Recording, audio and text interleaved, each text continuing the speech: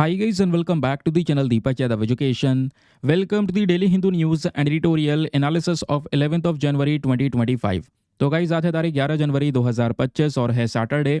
देखेंगे आज के द हिंदू कंप्लीट न्यूज़पेपर को एनालाइज करेंगे। बट लेक्चर में आगे बढ़ने से पहले अगर आपको इस लेक्चर का पीडीएफ चाहिए तो क्या करना है, सबसे पहले डाउनलोड करना है टेलीग्राम, देन उसके बाद जाके सर्च बॉक्स में टाइप करना Deepak Yadav education UPSC. As you can see guys आपको ये वाला चैनल मिल जाएगा, उस पर क्लिक करना और जाकर इस चैनल को ज्वाइन कर लेना। ज्वाइन करने से फ़ायदा क्या होगा, यहाँ पर आपको डेली बेसिस पे लेक्चर का पीडीएफ मिल जाता है, डेली करंट अफेयर के वीडियो का पीडीएफ मिल जाता है और डेली बेसिस पे बहुत सारे डिजिटल नोट्स मिल जाते हैं। नाउ बढ़ते हैं आगे बढ़ने से पहले हमेशा की तरह हम लोग अपने लेक्चर को एक मैप के क्वेश्चन के साथ स्टार्ट करेंगे। तो आज आप सभी को मैप में जाकर देखना है चैड को कहाँ पर है एग्जैक्टली लोकेटेड, इसको अच्छे से मैप में देखना। तो उसके बाद आकर नीचे कमेंट सेक्शन में टाइप करना, जिससे कि आप लोग इसको लंबे समय तक याद रख पाओगे। तो चलिए शुभारंभ करते हैं। बट आगे बढ़ने से पहले मैं आपको बता दूं, इस लेक्चर में डेली बेसिस पे हम करंट अफेयर्स कवर करते हैं मोस्ट कॉम्प्रहेंसिव मैनर में। हर एक आर्टिकल के प्रति जो भी नोट्स होंगे वो सब आपको कंपाइल करके दिए जाते हैं और हर एक आर्टिकल में से कैसे प्रीलिम्स में क्वेश्चन बन सकता है, मेंस में कैसे बन सकता है, वो सब कुछ आपको जानने को मिलता है।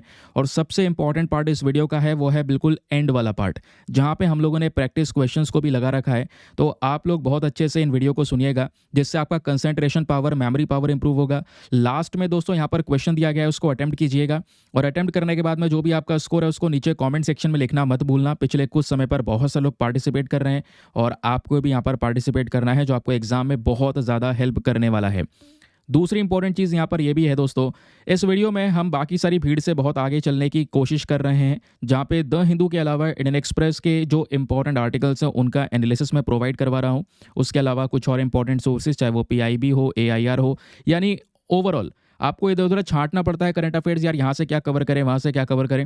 तो वो काम दोस्तों मैं आपके लिए यहाँ पर इन वीडियोज़ के माध्यम से कर रहा हूँ, वो आपको लेक्चर देखने के बाद पता चलेगा। और एक और चीज़ है, जो भी लोग पहली बार इस चैनल पर आए हैं, मेक श्योर करें चैनल को सब्सक्राइब कर लें, बेल आइकन प्रेस कर लें, ऑल नोटिफिकेशन को ऑन कर लें, ताकि कल जब ये वीडियो अपलोड हो तो टाइम पर आपको ये जो नोटिफिकेशन है वो मिल जाए। आज वीडियो थोड़ा सा डिले हो गया है, माफ़ी चाहूँगा, बट कोई बात नहीं, इंपॉर्टेंट आर्टिकल हम छोड़ नहीं सकते। तो दोस्तों ये जो टॉपिक है, ये हमारा आज के थंबनेल वाला article GS paper number 4 ethics के पॉइंट ऑफ व्यू से भी काफ़ी इंपॉर्टेंट होने वाला है। पिछले जब कुछ महीनों की बात कर रहा हूँ तो मैं 2024 में सितंबर, अक्टूबर, नवंबर, दिसंबर, नाउ फाइनली 2025 लगा, तो अब जनवरी के महीने में भी ये आर्टिकल्स कवर किए जा रहे हैं, जहाँ पे बात हो रही है भारत में जो वर्क प्रेशर है वो किस लेवल पर है और इस वर्क प्रेशर को किस तरीके से बड़ी बड़ी कंपनीज के चेयरमैन के थ्रू और ज़्यादा प्रमोट किया जा रहा है, जिसको लेकर रिसेंटली यहाँ पर जो लार्सन एंड टूब्रो के चेयरमैन हैं ये काफ़ी ज़्यादा न्यूज़ में आए हैं। और इन्हीं के स्टेटमेंट के अगेंस्ट में कह सकते हैं जो सेलिब्रिटीज़ हैं, साथ में यहाँ पे बात हो रही है दीपिका पादुकोण की, तो इन्होंने यहाँ पर कुछ पोस्ट वगैरह किया है लार्सन एंड टूब्रो के चेयरमैन के स्टेटमेंट पे कि मतलब ये जो कंडीशन है ये और ज़्यादा वोर्स हो जाएगी, ऐसे कुछ यहाँ पर दोस्तों टिप्पणियाँ हुई हैं। तो एक कह सकते हैं डिबेट सी छिड़ गई है सोशल मीडिया प्लेटफॉर्म पे। अब ऐसा हुआ क्या है, ज़रा इस बात को सुनिएगा। ये आप देख पाएंगे दोस्तों, चाहे वो इंडियन एक्सप्रेस के न्यूज़ आर्टिकल्स हो या दूसरे न्यूज़पेपर के आर्टिकल्स हो, जहाँ पे मेंशन किया जा रहा है जो लार्सन एंड टूब्रो के चेयरमैन हैं, जिनका नाम है एस.एन. सुब्रमण्यन, इन्होंने यहाँ पर यह मेंशन किया कि जो लोग हैं, जो यूथ है करंट समय पर इंडिया में, उनको वर्क और ज़्यादा बढ़ा देना चाहिए। और कितना काम करना चाहिए, 90 घंटे काम करने की ज़रूरत है सप्ताह के अंदर में, ऐसा यहाँ पर ये बोलते हैं। अगर हमें टॉप पे जाना है तो इस तरीके से वर्क करना होगा। जिसके बाद दोस्तों यहाँ पर आप कह सकते हैं कुछ सेलिब्रिटीज़ हैं, जिसमें यहाँ पे दीपिका पादुकोण हैं, उन्होंने यहाँ पर ये अपने इंस्टाग्राम पे इसको पोस्ट किया, जो भी लार्सन एंड टूब्रो का स्टेटमेंट था। और लार्सन एंड टूब्रो ने, कंपनी ने उसको सपोर्ट किया है क्योंकि इनके चेयरमैन का स्टेटमेंट था। तो बेसिकली यहाँ पर इन्होंने इस चीज़ को पोस्ट करते हुए बोला कि and they just made it worse, ये इसको और ज़्यादा यहाँ पर बदतर बना रहे हैं। उसके अलावा यहाँ पर आप देख पाएंगे कि ऐसी पोजीशन पर जो लोग हैं ऐसे स्टेटमेंट दे रहे हैं, ऐसा स्टेटमेंट नहीं देना चाहिए। इस तरीके से यहाँ पे दीपिका पादुकोण ने ये कुछ डेटा वगैरह बेसिकली यहाँ पर पब्लिश किया। लेकिन आप ये देखोगे दोस्तों, इनका कहना क्या है, ये है लार्सन एंड टूब्रो के चेयरमैन। इनका कहना है कि आप घर पे बैठे रहते हैं, ठीक है, और कब तक यहाँ पर आप अपनी पत्नी को देखेंगे, ठीक है, या फिर पत्नी आपका चेहरा देखेगी। इससे अच्छा है उठो और काम पर आओ, ऑफिस आओ और वर्क करो, वर्क करना शुरू करो। अगर हमें यहाँ पर वर्ल्ड में बिल्कुल टॉप ऑफ द लेवल पर जाना है तो you have to work 90 hours a week. फिर अभी उससे पहले यहाँ पर आप देख पाओगे इन्फोसिस के यहाँ पर कह सकते हैं जो लीडर थे, उनका भी स्टेटमेंट था क्या कि हमें 70 घंटे काम करना चाहिए सप्ताह में, अब 70 से सीधा 90 घंटे आ चुका है, या हो सकता है आने वाले समय पर 100 घंटे भी आ जाए किसी का स्टेटमेंट कि 100 आवर्स काम करना चाहिए। बट पता है इसको लेकर जो डिबेट है वो क्या है, कुछ लोग तो फेवर में हैं कि ठीक है यहाँ पर काम करेंगे तभी यहाँ पर ऑब्वियसली बात है टॉप पर जाएंगे। लेकिन दोस्तों यहाँ पे हमें समझना होगा इसमें बहुत सारे चैलेंजेस हैं। जो ये वर्क प्रेशर है ऑलरेडी बड़े लेवल पर है, इस चीज़ में सुधार अगर हम करते हैं तो चीज़ों को सपोर्ट किया जा सकता है। लेकिन जिस तरीके से कंडीशंस चल रही हैं, इस तरीके से जो वर्क प्रेशर की वजह से लोगों की डेथ हो रही है, उसको हम नज़रअंदाज नहीं कर सकते। क्योंकि सबसे बड़ी प्रॉब्लम दोस्तों, आपको रिसेंट केस पता होगा, 26 साल की यहाँ पर एक लड़की अन्ना सेबेस्टियन, तो ये यहाँ पर एक एम्प्लॉई थी एक कंपनी के अंदर में, और इनके ऊपर में वर्क प्रेशर बहुत ज़्यादा था। वर्क प्रेशर की वजह से 26, मतलब आप समझ सकते हैं 26 साल में ही यहाँ पर मृत्यु हो जाना। फिर जब यहाँ पे डिटेल्स पता चली तो कह सकते हैं जो ये अन्ना सेबेस्टियन थी, इनकी मदर ने क्लेम किया कि इनकी बच्ची के ऊपर में वर्क प्रेशर बहुत ज़्यादा था। ठीक है, दिन रात यहाँ पे काम करना पड़ता था, और अनएक्सपेक्टेडली कभी भी यहाँ पर कह सकते हैं प्रोजेक्ट्स मिल जाते थे तो उस पर भी वर्क करना पड़ता था। तो वर्कलोड है और लॉन्ग आवर्स ऑफ कह सकते हैं वर्किंग प्रोसेस है, जिसकी वजह से यहाँ पे क्या हुआ कि इतना प्रेशर लेने के बाद में उनकी डेथ हो गई। और ऑब्वियस सी बात है जो एम्प्लॉय है एक कंपनी में काम कर रहा है, वो अपनी यहाँ पर कह सकते हैं ज़्यादा आवाज़ भी नहीं उठा पाता डर के मारे कि यार मेरी जॉब चली जाएगी, तो वो यहाँ पर क्या कर रहा होता है, उसी एम्प्लॉयर की सुन रहा होता है। पता है इसमें प्रॉब्लमेटिक क्या है? प्रॉब्लमेटिक क्या है, ठीक है आपने एक्स्ट्रा घंटे काम करवाया, एक्स्ट्रा लॉन्ग आवर्स आप वर्क दे रहे हैं, पहली बात तो कंटिन्यूसली ना दिया जाए। दूसरी बात, जिस तरीके से आपने एक्स्ट्रा वर्क करवाया है उसके हिसाब से पेमेंट भी तो देना होगा ना, वो सैलरीज भी तो प्रोवाइड करवानी होगी ना। कंपनी ज़्यादातर यही सोच रही हैं कि कम सैलरी में ज़्यादा से ज़्यादा यहाँ पर एक एम्प्लॉय को कैसे निचोड़ा जा सकता है, उससे ज़्यादा से ज़्यादा कैसे वर्क करवाया जा सकता है। तो वो कैसे करेगा, उसके ऊपर ऑब्वियस ही बात है उसके मेंटल हेल्थ के ऊपर में इम्पैक्ट पड़ेगा। अगर वो इतना काम कर रहा है और उसको लग रहा है कि हाँ काम करने के अलावा मुझे इसके रिटर्न में बहुत सारी चीज़ें मिल रही हैं, तो दोस्तों यहाँ पर इतना ज़्यादा उसका मेंटल हेल्थ डिस्टर्ब नहीं होगा। लेकिन उसे पता है कि इतना काम करने के बाद भी एक तो मेरे जो फैमिली के साथ रिलेशन है वो ज़्यादा डेवलप नहीं हो पा रहे हैं, ऊपर से इस वर्क प्रेशर की वजह से मैं कुछ और नहीं कर पा रहा हूँ, और मुझको कुछ ज़्यादा एक्स्ट्रा मिल भी नहीं रहा है, उसका मन भी नहीं कर रहा है काम करने का। तो एक समय बाद यहाँ पर वो बहुत ही ज़्यादा थक जाएगा, और ऑब्वियस ही बात है उसका जो यहाँ पर कह सकते हैं कि एक प्रोडक्टिवनेस है वो भी यहाँ पर तेज़ी से कम होना शुरू हो जाएगा, सिचुएशन और ज़्यादा वर्स हो जाएगी। तो ये भी यहाँ पर बहुत सारी चीज़ें हैं जो मैटर करती हैं। पता है इसमें सबसे ज़्यादा दुखद चीज़ क्या है, आप इमेजिन नहीं करोगे। जिस लड़की की मैं बात कर रहा हूँ 26 ईयर ओल्ड अन्ना सेबेस्टियन, जब इनकी डेथ हुई और डेथ होने के बाद में जब फ्यूनरल हुआ, मतलब डेथ के बाद में जो भी यहाँ पर क्रियाक्रम है जब वो किया जा रहा था, तो आप इमेजिन करो इनकी कंपनी से कोई भी व्यक्ति यहाँ पर नहीं आया इनके फ्यूनरल के अंदर में, वो सब वर्क में बिजी हैं। तो ये है प्रॉब्लम आज के समय पे, इसी को बोलते हैं टॉक्सिक वर्क कल्चर, जिसके अंदर में वर्कलोड्स को बहुत ज़्यादा बढ़ा दिया गया है। स्ट्रेस मैनेजमेंट प्रोग्राम्स नाम की कोई चीज़ नहीं है, जिसकी वजह से जो लोग जो एम्प्लॉयर्स यहाँ पर हैं वो कहीं ना कहीं एक्सप्लॉइट भी कर रहे हैं अपने एम्प्लॉयज़ का। ये एक बड़ा इशू है जिसको टैकल करने की या फिर इसमें रिफॉर्म्स करने की काफ़ी ज़्यादा रिक्वायरमेंट है। लेकिन यहीं पे दोस्तों एक और चीज़ मैं आपको बताना चाहूँगा, जैसे कुछ लोग हैं जिनके लिए यहाँ पर ये सूटेबल है, जिनका काम है बहुत ज़्यादा यहाँ पर कह सकते हैं कि उनको पैशन है अपना काम करने का। चाहे मैं अपनी भी बात करूँ तो मैं भी यहाँ पर चाहे वो संडेज़ हो चाहे वो सैटरडे हो, आप देख पाओगे मैं रेगुलर वीडियोज़ अपलोड करता हूँ, और वीडियोज़ करने में बहुत समय लगता है। ऐसा नहीं है यहाँ पर ये वीडियोज़ क्रिएट ऐसी करती है और कंटेंट ऐसे क्रिएट हो गया, नहीं, काफ़ी समय लगता है इसको मैनेज करने में, इसको तैयार करने में, रिकॉर्ड करने में, है ना। और डेली मैं कर रहा हूँ ये काम, चाहे पिछले 3 साल में देख लो, मैंने एक भी दिन ऐसा नहीं हुआ होगा जहाँ पे वीडियोस को स्किप किया हो कि हाँ भाई आज मैं वीडियो नहीं डाल रहा हूँ। कंसिस्टेंसी के मामले में यहाँ पर हर चीज़ बिल्कुल टॉप पे रखी गई है, क्योंकि पैशन है वो काम करना। मुझे बहुत ज़्यादा अच्छा लगता है, एक एक्साइटमेंट होता है कि हाँ भाई आज कुछ जानने को मिलेगा, आज पढ़ेंगे, आज यहाँ पर वीडियोज़ रिकॉर्ड करेंगे। और तो फिर इस तरीके का जो पैशन है, मतलब एक अल्टीमेट आपका जो कह सकते हैं प्रेम है ना आपके काम के प्रति, तो वो आपको कितने भी घंटे काम करवा लेगा। लेकिन सिचुएशन पता है क्या है, करेंट समय पर इंडिया में जो वर्क फोर्स है उनके ऊपर में प्रेशर तो आप डाल रहे हैं, प्रेशर डालने के बाद में फैमिली के साथ में रिलेशन एस्टेब्लिश ना हो पाना, मेंटल इम्पैक्ट पड़ना निगेटिव तरीके से, कोई यहाँ पर कंपनी के साइड से सपोर्ट ना दिखाना। तीसरी इंपॉर्टेंट चीज़ पता है क्या है, कि वो व्यक्ति इतना ज़्यादा थक गया है कि अब उसका काम करने का मन नहीं कर रहा, लेकिन फिर भी आप यहाँ पे क्या कर रहे हैं, उसके ऊपर में प्रेशर पुट कर रहे हैं। फिर सबसे इंपॉर्टेंट चीज़, वो व्यक्ति अपनी आवाज़ नहीं उठा पा रहा है। फिर एक और इंपॉर्टेंट चीज़, सैलरीज यहाँ पर नहीं मिल रही हैं। तो ये चीज़ दोस्तों क्या है, ये तो कहीं ना कहीं एक प्रॉब्लम है ना। इससे यहाँ पर जो इंसान काम कर रहा है वो बर्नआउट हो जाएगा, एक समय पर थक जाएगा। और आजकल ऐसा ही हो रहा है। बहुत सारी कंपनीज में आप देख पाते होंगे कि लोग हैं, वो ऑब्वियस सी बात है सैलरी कम करने को कह रहे हैं कि यार मुझे थोड़ा सा ज़िंदगी में आराम चाहिए, मेरी सैलरी कम कर दो, लेकिन मैं ऐसे काम नहीं कर सकता। बहुत सारे केसेस आपको ये देखने को मिलेंगे। तो ये एथिकल इशू है, ऑब्वियस सी बात है। तो कंपनीज की साइड से कोई एम्पैथी सपोर्ट ना दिखाना, इमोशनल सपोर्ट ना दिखाना, ऊपर से यहाँ पर जो एम्प्लॉय है वो अपनी आवाज़ नहीं उठा सकता। तो ये कहीं ना कहीं जो लेबर प्रैक्टिसेस हैं इनका वॉयलेशन हो रहा है। समझ रहे हैं, वो व्यक्ति मेंटल हेल्थ स्ट्रगल से गुजर रहा है। और पता है, मैं भी यहाँ पर ये चीज़ समझ सकता हूँ, कई बार सिचुएशन बहुत ही ज़्यादा गंभीर हो जाती है कि मतलब दिमाग में ऐसा लगता है यार कि छोड़ो क्या ही काम करें। ऐसा होता है ना, कभी कभी केसेस में होता है। जब आपकी नींद नहीं पूरी हो रही है, आपका वर्कलोड बहुत ही ज़्यादा एक्सटेंसिवली यहाँ पर देखने को मिल रहा है, ठीक है। और सबसे खतरनाक चीज़ एक और आती है, कंपनीज के अंदर में जो एम्प्लॉयज़ हैं इन्होंने मिलकर दिन रात मिलकर मेहनत की, दिन रात मिलकर काम किया, एक प्रोजेक्ट तैयार किया, और प्रोजेक्ट को जब यहाँ पे प्रेजेंट किया तो वो कंपनी का जो मैनेजर था जिसके अंडर में वो एम्प्लॉयज़ काम कर रहे थे, वो मैनेजर सारा क्रेडिट ले गया। वो ये कह रहा है कि मैंने तैयार किया है ये। तो दोस्तों यहाँ पर जो एम्प्लॉयज़ को रेटिंग्स है वो पुअर परफॉर्मेंस की रेटिंग मिल रही है ना।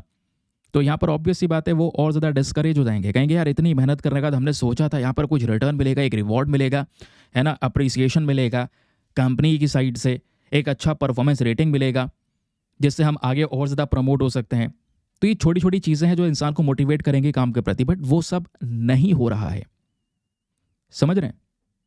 फिर अब डिबेट्स होती हैं, भाई यहाँ पर इतने घंटे घंटे काम करना है, तो आप कह रहे हैं कि 90 घंटे सप्ताह में काम करना है, संडेज में भी लोगों को काम करना चाहिए। ये यहाँ पे लार्ज एंड टूब्रो के चेयरमैन का स्टेटमेंट है। उससे पहले भी कई स्टेटमेंट आ चुके हैं काफ़ी सारे लोगों के, 70 घंटे काम करो, 90 घंटे काम करो। तो अगर आप देखोगे इसको बहुत ज़्यादा नॉर्मलाइज किया जा रहा है, लेकिन प्रॉब्लम यह है इसमें जो समस्या हैं उनको टैकल नहीं किया जा रहा है। फिर कुछ कुछ यहाँ पर सीईओ आ जाते हैं कंपनीज के जो मेंशन करते हैं 18 घंटे एक दिन में काम करो। सोएगा कब व्यक्ति? जितना वो काम कर रहा है उसके बैटरी को रिचार्ज करने के लिए उतना यहाँ पर उसको रेस्ट चाहिए। समझ रहे हैं। अब वो इंसान यहाँ पर हॉलीडेज पर है, थोड़ा उसे खाली समय मिला है, तभी वो उसी काम के बारे में सोच रहा है। ठीक है यार, ये कैसे होगा, टारगेट्स कैसे पूरे होंगे, बहुत सारी चीज़ें होती हैं। तो प्रॉब्लम्स एग्जैक्टली है क्या ना, कि वर्ल्ड हेल्थ ऑर्गेनाइजेशन अपनी साइड से मेंशन कर चुका है कि हमारे लॉन्ग वर्किंग आवर्स में कितना एक इफेक्टिवली काम करने का तरीका है। देखो होता क्या है, भारत में आज सबसे ज़्यादा लॉन्ग वर्किंग आवर्स काम करवाया जाता है पूरे सप्ताह में। दुनिया में सबसे ज़्यादा लॉन्ग वर्किंग आवर्स यहाँ पर आप कह सकते हैं इंडिया में हो रहा है, और इंडिया ऐसी लिस्ट में one of the top country माना जाता है। और आप ये देखो 2016 की एक स्टडी, और ये स्टडी यहाँ पर कोई ऐसी वैसी रिपोर्ट नहीं है, खुद वर्ल्ड हेल्थ ऑर्गेनाइजेशन की स्टडी है। इन्होंने ये बोला कि 7,45,000 लोग, 7,45,000 लोगों की जान गई स्ट्रोक की वजह से, हार्ट डिजीज़ की वजह से। और ये स्ट्रोक और हार्ट डिजीज़ हुआ कैसे? लॉन्ग वर्किंग आवर्स की वजह से, लंबे लंबे समय तक, घंटों तक बैठ के काम करने की वजह से यहाँ पे दोस्तों ये प्रॉब्लम्स उन्होंने फेस की। WHO ये बोलता है कि अगर आप एक सप्ताह में 55 घंटे से ज़्यादा काम करते हैं तो ये आपके लिए सीरियस हेल्थ हैजार्ड हो सकता है। आप देख रहे हैं WHO क्या बोल रहा है, 55 आवर से ज़्यादा घंटे काम करेंगे एक सप्ताह में तो आपके हेल्थ के लिए ज़्यादा अच्छा नहीं है। लेकिन यहाँ पे क्या हो रहा है, रिकमेंडेशन जो दिया जा रहा है वो है 90 आवर्स पर वीक के हिसाब से यहाँ पर काम करना। तो दोस्तों यहाँ पर ये आवर्स में एक लिमिटेशन सेट करना ज़रूरी है। एक कह सकते हैं टाइम पीरियड जो है ना, फिक्स टाइम पीरियड, वो होना ज़रूरी है। ऐसा नहीं है वो व्यक्ति यहाँ पर ऑफिस से काम करने के बाद घर भी पहुँचा तो 1 घंटे बाद कॉल आ गया कि यार ये प्रोजेक्ट करके तैयार करके दे दो, है ना, और उसके बदले में उसको कुछ रिटर्न में भी नहीं मिला। तो ये कहीं ना कहीं सिचुएशन बिगाड़ देगा। इससे एक इंसान का वर्क और लाइफ बैलेंस बेकार हो रहा है।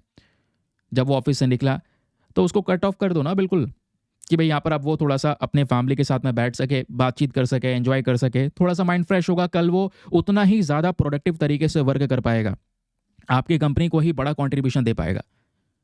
तो ये ज़रूरी है यहाँ पे वर्क और लाइफ के बीच में बैलेंस बनाना। अगर ये बैलेंस नहीं बनेगा, एक इंसान डिप्रेशन में चला जाएगा, वर्क से रिलेटेड अगर उसी चीज़ से घिरा रहेगा तो हमेशा देखो ऑब्वियस सी बात है, थोड़े समय के लिए चीज़ें इफेक्टिव है, थोड़े समय के लिए सही है, लेकिन आप लॉन्ग टर्म बेसिस पे इसी प्रेशर में रहेंगे तो वो आपकी हेल्थ के लिए इफेक्टिव नहीं है। कब तक आपका ब्रेन या आपकी बॉडी उसको टॉलरेट कर पाएगी? तो हमेशा वेल्थ से पहले हेल्थ रखना इज द अटमोस्ट रिक्वायरमेंट। ठीक है, पहले अपनी हेल्थ पर ध्यान दो। अगर आप स्वस्थ हैं, अच्छे हैं, बॉडी हेल्दी है, तो वेल्थ को जनरेट कर पाएंगे। लेकिन आप सोच रहे हैं कि मैं अपनी बॉडी को पूरी तरह से ख़त्म करके वेल्थ जनरेट करूंगा, बीमार पड़ूंगा, स्ट्रोक होगा, हार्ट डिजीज़ होंगी, तो जो पैसा कमाया है वही पैसा वापस से अपने बॉडी पे लगा देना। समझ रहे हैं? इसलिए करंट समय पर, स्पेशली आज के समय पर, अपने आप को फिट और हेल्दी रखना बहुत ज़्यादा ज़रूरी है। और दोस्तों, यहाँ पे जब मैं बात करता हूँ फिट की ना, तो फिटनेस दो तरीके से है। एक तो आप यहाँ पे फिजिकली फिट होंगे, जिम जा सकते हैं, योगा कर सकते हैं, ऐसी बहुत सारी चीज़ें जिससे फिजिकली फिट हुआ जा सकता है। लेकिन दोस्तों, मेंटली फिट होना भी बहुत ही ज़्यादा ज़रूरी है। फिजिकली स्ट्रांग, मेंटली स्ट्रांग, इन दोनों एस्पेक्ट में जो स्ट्रांग है वो समझना बहुत ज़्यादा डेंजरस है। अब मेंटली स्ट्रांग कैसे होना है? अब बहुत सारी टेक्निक्स, मेडिटेशन है जिससे यहाँ पर अपने आप को मेंटली स्ट्रांग कर सकते हैं। चीज़ें आपके अंडर में चल रही हैं, वो ज़्यादा मैटर करता है। ठीक है, उसके अलावा अगर हम आगे की बात करते हैं तो अब देखिए ना, जैसे मैं आपको पहले ही बता चुका हूं कि जब बात आती है इकोनॉमिक सक्सेस की, तो इकोनॉमिकली अगर किसी को सक्सेस बनना है, सक्सेसफुल बनना है, एक इंसान को बहुत ज़्यादा यहाँ पर बड़ा बनना है, बहुत सारा वेल्थ कमानी है, तो अगर आप देखोगे तो इसके अलग अलग मतलब होते हैं अलग अलग इंसान के लिए। जो एंटरप्रेन्योर है और साथ ही साथ में एम्प्लॉय का माइंडसेट है वो डिफरेंट है। अगर यहाँ पर एक एम्प्लॉय 70 घंटे से ज़्यादा काम करेगा, वो भी एक बेसिक सैलरी पे, आपने उसकी सैलरी ज़्यादा बढ़ाई भी नहीं है, तो वो कोई अच्छा आइडिया नहीं है। हाँ, अगर उसका अपग्रेडेशन हो रहा है, उसको इतना रिटर्न मिल रहा है कि वो यहाँ पर वापस से एक्साइटेड है कि हाँ भाई, मैं काम कर सकता हूँ और मैं अपना टाइम भी निकाल पा रहा हूँ, अगर उसके वर्क लाइफ के बीच में बैलेंस मिल रहा है, तो आप यहाँ पे कर सकते हैं। लेकिन प्रॉब्लम यह है ऐसा नहीं है, तो यहाँ पे उसके माइंड के ऊपर में जो प्रेशर है वो डे बाय डे इंक्रीज होता चलेगा। तो ये जो एम्प्लॉय हैं, आजकल क्या हो रहा है, 90 घंटे काम करने चाहिए, 70 घंटे काम करने चाहिए, भाई ये केवल और केवल एक कह सकते हैं आप नौकरी करते रहें, है ना, सर्विस सेक्टर में यहाँ पर आप सर्व करते रहें, बस खाली इसी तरीके का माइंडसेट को प्रमोट किया जा रहा है।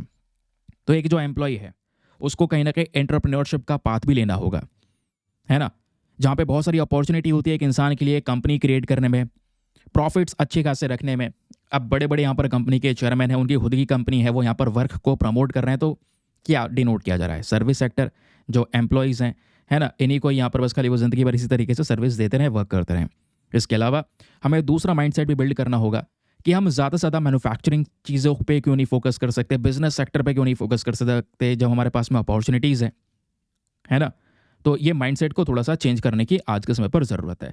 बाकी आप लोग का क्या विचार है? आप लोग यहाँ पे इसके पक्ष में रहेंगे, विपक्ष में रहेंगे कि भाई ये लॉन्ग वर्किंग आवर्स होने चाहिए, नहीं होने चाहिए? नीचे कमेंट सेक्शन में बताइएगा, या फिर कोई चीज़ बैलेंस करके बताइएगा कि हाँ, अगर जो ये वर्क प्रेशर है या लॉन्ग वर्किंग आवर्स हैं तो उसके साथ साथ क्या क्या हो। समझ रहे हैं? तो ज़रूर से नीचे कमेंट सेक्शन में मेंशन कीजिए। बाकी आगे आते हैं हम लोग अपने नेक्स्ट आर्टिकल पर। लेकिन अगले आर्टिकल पर बढ़ने से पहले दोस्तों, एक इंपॉर्टेंट इन्फॉर्मेशन, अगर आप लोग हमारे पेड ग्रुप्स को ज्वाइन करना चाहते हैं तो आपके पास में बढ़िया मौका है इसको ज्वाइन करने के लिए। यहाँ पर आपको डेली बेसिस पे करंट नोट्स के पीडीएफ वगैरह प्रोवाइड करवाए जाते हैं। फॉर एग्जांपल, जैसा भी आप लोगों ने यहाँ पर ये डिटेल्स देखी हैं इस डिबेट को लेकर, ऐसे हर एक आर्टिकल में एक अच्छी मात्रा में इन्फॉर्मेशन मिल जाती है जिसको आप एग्जाम में यूज़ कर सकते हैं। यही पीडीएफ्स आपको प्रोवाइड करवाया जाता है हिंदी और इंग्लिश में दोस्तों, इस पेड ग्रुप के अंदर में। तो दोनों मीडियम के एस्पिरेंट को डायरेक्टली यहाँ पर हेल्प मिल जाती है। और इस ग्रुप को ज्वाइन करने का जो फ़ी पेमेंट है वो भी बहुत ही ज़्यादा मिनिमम है, just $499 for the lifetime access. जब तक आपका सिलेक्शन ना हो जाए तब तक आप $499 में इस ग्रुप को ज्वाइन करके रख सकते हैं। ज्वाइन करने के लिए करना क्या है? व्हाट्सएप पर जाना, यहाँ पर आपको एक नंबर दिया गया है 8534873368। इस नंबर पर मैसेज कर देना कि हाँ, I want to join this group. वहाँ पे आपको रिप्लाई मिलेगा, पेमेंट का प्रोसेस दिया जाएगा और उससे ज़्यादा इंपॉर्टेंट आपको डेमो वीडियो का लिंक भी मिलेगा। आप पूरे डेमो वीडियो को देख सकते हैं, अच्छे से चेक कर सकते हैं मुझको कहाँ पर क्या फ़ायदा होगा, और अपने आप को कंप्लीटली सेटिस्फाई करने के बाद में जाकर ये इन्वेस्टमेंट कर सकते हैं। ठीक है, बाकी यार मेक श्योर क्या करो, वीडियो पे लाइक का बटन है उसको प्रेस कर दिया करो, बहुत ही ज़्यादा ज़रूरी है आप लोगों के सपोर्ट की। चलिए अगली इंपॉर्टेंट खबर देखो। नेक्स्ट जो न्यूज़ आर्टिकल है, वैसे मैं इसको डिस्कस कर देता थोड़े दिनों पहले ही, क्योंकि काफ़ी दिनों से चर्चाओं में, लेकिन कभी कभी थोड़ा वेट करना ज़रूरी होता है ताकि आर्टिकल को लेकर प्रॉपर मात्रा में जो इन्फॉर्मेशन है वो हमारे पास में अवेलेबल हो। ठीक है, तो जैसे आपके सामने ये न्यूज़ आर्टिकल है, यहाँ पर दोस्तों बात हो रही है किस चीज़ के बारे में, एक दिवस के बारे में जिसका नाम है PBD। ये है प्रवासी भारतीय दिवस। तो प्रवासी भारतीय दिवस का जो इवेंट है दोस्तों वो भुवनेश्वर में हुआ है। ये आप देख पाएंगे पीएम मोदी उस इवेंट के दौरान गए हैं। वहाँ पे हमारे एक्सटर्नल अफेयर मिनिस्टर जो हैं जयशंकर साहब वो यहाँ पर कह सकते हैं कि वेलकम कर रहे हैं पीएम मोदी का। तो अभी दोस्तों हम बात कर रहे हैं इस प्रवासी भारतीय दिवस के बारे में। इस पर्टिकुलर दिवस में हमारा मेन पर्पस पता है क्या है? मेन पर्पस है यहाँ पर भारत का जो डायस्पोरा है ना उसका इम्पोर्टेंस समझना कि भारत के प्रति उसका योगदान कितना ज़्यादा बड़ा है। सर ये डायस्पोरा क्या है? आज के समय पर जो इंडियंस हैं वो दुनिया भर की कंट्रीज़ में रह रहे हैं, ठीक है, जिसको आप एनआरआई बोलते हैं, नॉन रेसिडेंट इंडियंस हो गए, है ना, या फिर आप कह सकते हैं जो हमारे ओसीआई होल्डर्स होते हैं या पर्सन्स ऑफ इंडियन ओरिजिन होते हैं जो भारत के नागरिक हैं, बाहर रह रहे हैं, काम कर रहे हैं, ठीक है। अब दोस्तों वो जब काम करते हैं तो बहुत सारा रिटर्न प्रोवाइड करवाते हैं इंडिया को भी। आपको पता है रेमिटेंसेस आते हैं, है ना, वो कमाकर अपने परिवार को भेज रहे होते हैं, तो वो पैसा हमारे देश की इकोनॉमी में कंट्रीब्यूट होता है जिसको बोलते हैं रेमिटेंसेस। लेकिन इतना ही नहीं, वो भारत के प्रति कंट्रीब्यूट करने के साथ साथ जिस देश में है उस देश की इकोनॉमी को भी काफ़ी ज़्यादा बड़े लेवल पर कंट्रीब्यूशन प्रोवाइड करवा रहे हैं। तो हमें उनका इंपॉर्टेंस समझना चाहिए। वो जो भारत का डायोस्पोरा है उसका योगदान इंडिया के प्रति अल्टीमेट लेवल पर है। उसी को यहाँ पे ऑनर करने के लिए ये प्रवासी भारतीय दिवस यहाँ पे सेलिब्रेट किया जाता है। और हर 2 साल में दोस्तों यहाँ पर इस दिवस का सेलिब्रेशन होता है, ध्यान में रखिएगा। और ये कब होता है? हर साल 9 जनवरी को। अभी तो यहाँ पर आज 11 जनवरी हो गई, तो 9 जनवरी को दोस्तों यहाँ पे क्या किया जाता है? इस दिवस को सेलिब्रेट किया जाता है। और इसी दिवस के दौरान क्या होता है, कुछ अवार्ड्स वगैरह भी दिए जाते हैं ऐसे लोगों को जो दूसरे देश में रहकर बहुत बड़े लेवल पर योगदान दे रहे हैं, कंट्रीब्यूशन दे रहे हैं, तो उनको अवार्ड्स भी दिया जाता है जिसको यहाँ पे बोलते हैं सम्मान अवार्ड। अभी मैं आपको आगे उसके बारे में बताऊंगा। तो ये जो आर्टिकल है इसके बारे में इंफॉर्मेशन बस इतनी ध्यान रखना। लेकिन एग्जामिनेशन में जो चीज़ें पूछी जाएंगी वो यहाँ से पूछी जाएंगी, जो डिटेल्स दोस्तों अब आपके सामने प्रेजेंट है। क्वेश्चंस बनेंगे तो यहीं से बनेंगे, याद रखिएगा। सबसे पहले मैं आपको बता चुका हूं पीएम मोदी ने अभी रिसेंटली उद्घाटन कर दिया है 18वें प्रवासी भारतीय दिवस कन्वेंशन का। ये अपने आप में एक बहुत इंपॉर्टेंट इवेंट है जो हर 2 साल में सेलिब्रेट किया जाता है। और इसमें जो इंडियन डायस्पोरा है उनका योगदान भारत के प्रति कितना है उसको यहाँ पे हम सम्मानित करते हैं। इस साल का जो थीम है इज़ वेरी इंपॉर्टेंट। थीम है डायस्पोरा कंट्रीब्यूशन टू द विकसित भारत। हम भारत को डेवलप्ड नेशन बनाना चाहते हैं, तो डेवलप्ड नेशन बनने के लिए यहाँ पे इंडियन डायस्पोरा का जो दुनिया भर में प्रेजेंट है उनका भी एक बड़ा योगदान है, जिसके आधार पे इस बार का थीम रखा गया है। ना क्वेश्चन बन जाए कि सर बताइए प्रवासी भारतीय दिवस है क्या? तो हर साल 9 जनवरी को ऑब्जर्व करने वाले एक इम्पॉर्टेंट दिवस है जहाँ पे हमारा मेन पर्पस होता है इंडियन कम्युनिटी जो विदेश में रह रही है वो इंडियन गवर्नमेंट के साथ में वापस से रिकनेक्ट हो सके, अपने देश के साथ में रिकनेक्ट हो सके। इसलिए इस 9 जनवरी तारीख को चुना गया है। लेकिन क्यों चुना गया है उसके पीछे का रीज़न है दोस्तों। 9 जनवरी वो दिन था जहाँ पे आप कह सकते हैं अगर हम इतिहास में चलें तो हमें चलना होगा साल 1915 में। 1915 में महात्मा गांधी जी भारत आए थे साउथ अफ्रीका से, जिसके बाद यहाँ पर दोस्तों देश की आज़ादी को लेकर बहुत सारे जो इवेंट्स हैं वो यहाँ पर शुरू होते हैं, ठीक है। तो जब यहाँ पर वो साउथ अफ्रीका से भारत आए तो वो तारीख थी 9 जनवरी। और इसी को यहाँ पे दोस्तों डिनोट करते हुए हमने 9 जनवरी को प्रवासी भारतीय दिवस सेलिब्रेट करने को लेकर डिसीजन लिया। ये जो कन्वेंशन है मैं आपको बता दूं 2003 से शुरू हुआ है। 2003 से हर साल यहाँ पे हम इस प्रकार का इवेंट ऑर्गेनाइज करते थे 9 जनवरी को। लेकिन 2015 तक तो हर साल ऑर्गेनाइज किया, लेकिन 2015 के बाद में हमने फॉर्मेट में थोड़ा सा बदलाव कर दिया। बदलाव ये हुआ कि 2015 से पहले तो 2003 से 2015 तक हर साल यहाँ पर ये इवेंट हो रहा था, लेकिन 2015 के बाद हर 2 साल में एक बार इस इवेंट को ऑर्गेनाइज करना शुरू किया गया। तो ये जो इवेंट है ये भी 2 साल बाद आया है दोस्तों, इस बात को ध्यान में रखिएगा। नाउ अब इसका थोड़ा सा बैकग्राउंड समझिए। देखिए यहाँ पर एक हाई लेवल कमेटी तैयार की गई थी इंडियन डायस्पोरा को लेकर, एक कमेटी जिसका बहुत सारा यहाँ पर रिसर्च करने का काम था। और इस कमेटी को यहाँ पर हेड करने वाले व्यक्ति थे LM सिंघवी साहब। इन्होंने जनवरी 2002 में रेकमेंड किया कि सरकार को क्या करना चाहिए, जो विदेश में रह रहे भारतीय लोग हैं, है ना, उनके साथ में लिंकेज जो है, उनके साथ में रिलेशंस जो है उसको इम्प्रूव करने को लेकर कुछ ना कुछ इवेंट ऑर्गेनाइज करना चाहिए। तो इस इवेंट का डिसीजन बनाया गया, जिसके बाद दोस्तों ये प्रवासी भारतीय दिवस को सेलिब्रेट करने की बात की गई। और फिर उसके बाद जो हमारे फॉर्मर इंडियन प्राइम मिनिस्टर हैं श्री अटल बिहारी वाजपेयी जी, इन्होंने 2003 में दोस्तों यहाँ पर इस दिवस का सेलिब्रेशन शुरू कर दिया। तो सबसे पहला दिवस 2003 में सेलिब्रेट हुआ न्यू दिल्ली के अंदर में। उसके बाद लगातार ये सेलिब्रेशन चलता रहा। 2015 के बाद हर 2 साल में एक बार इसको सेलिब्रेट करना शुरू किया गया।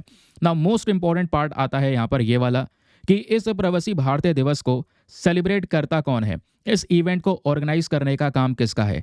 तो इस इवेंट को ऑर्गेनाइज करता है ministry of external affair, very very important, ध्यान में रखिएगा। लेकिन जो ये हमारा जो विदेश मंत्रालय है ये अकेला काम नहीं करता, ये basically confederation of Indian industry के साथ में कोलैबोरेट करने के बाद में काम करता है। तो ये दोनों मिलकर क्या करते हैं, इस इवेंट को ऑर्गेनाइज करते हैं। क्वेश्चंस आप लोगों से बन सकते हैं। फिर आता है एक और इम्पॉर्टेंट पार्ट, जैसे मैंने आपको स्टार्टिंग में ही बता दिया कि प्रवासी भारतीय दिवस जो ये इवेंट सेलिब्रेट होता है तो इसी दौरान यहाँ पे हम सम्मान अवार्ड भी प्रोवाइड करवाते हैं। इस कन्वेंशन के दौरान जो ये सम्मान अवार्ड दिया जाता है ये भी उन इंडियंस को दिया जाता है जो बाहर तो रह रहे हैं लेकिन उनका कंट्रीब्यूशन, उनका जो योगदान है अपने देश के प्रति वो बहुत ही ज़्यादा बड़े लेवल पर है या उस देश के प्रति बहुत ज़्यादा बड़े लेवल पर है।